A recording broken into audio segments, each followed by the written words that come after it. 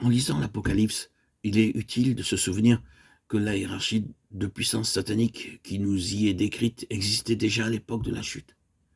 Mais alors, elle n'est qu'entrevue. Plus tard, elle n'est que partiellement révélée, tant que la postérité de la femme qui doit écraser la tête du serpent n'a pas été manifestée. Les temps sont accomplis, le Christ paraît. Alors, Dieu manifesté en chair se mesure au calvaire avec l'archange déchu et ses légions. Il dépouille les principautés et les puissances et les expose à la honte.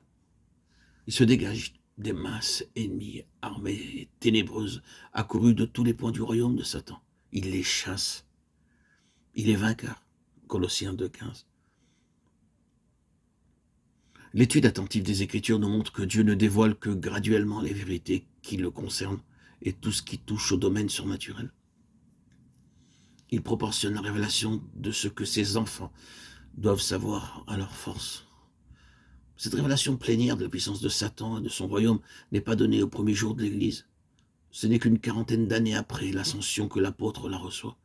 Sans doute, il était nécessaire que l'Église de Christ s'appropriât d'abord les vérités fondamentales révélées à Paul et aux autres apôtres, avant qu'il fût possible de lui dévoiler l'étendue et la portée de la guerre commencée contre les puissances du mal, où elle était déjà entrée.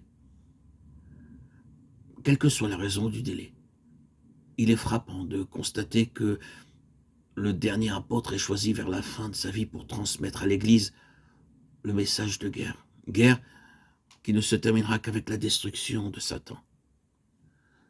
Dans la révélation donnée à Jean, le nom et le caractère du séducteur sont plus nettement définis qu'ils ne l'avaient jamais été. De même que la puissance des forces ennemies, l'étendue de la lutte et l'issue finale et éternelle de celle-ci. Nous y apprenons que dans le domaine de l'invisible, il se poursuit également une guerre contre les forces du mal et celle de la lumière.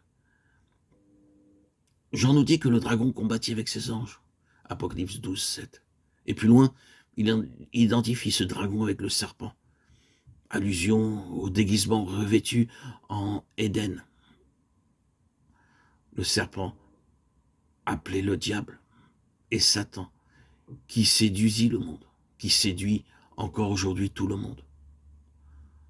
Son œuvre universelle en tant que séducteur de tous les habitants de la terre nous est ici clairement révélée au verset 9.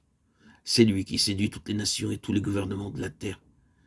Lui qui les pousse à la guerre les uns contre les autres.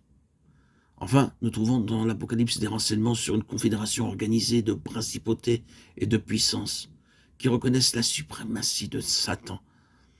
Elles sont investies de l'autorité sur toute tribu, langue et nation qui sont séduites par les forces invisibles et surnaturelles du mal et font la guerre aux saints. Apocalypse 13, 7.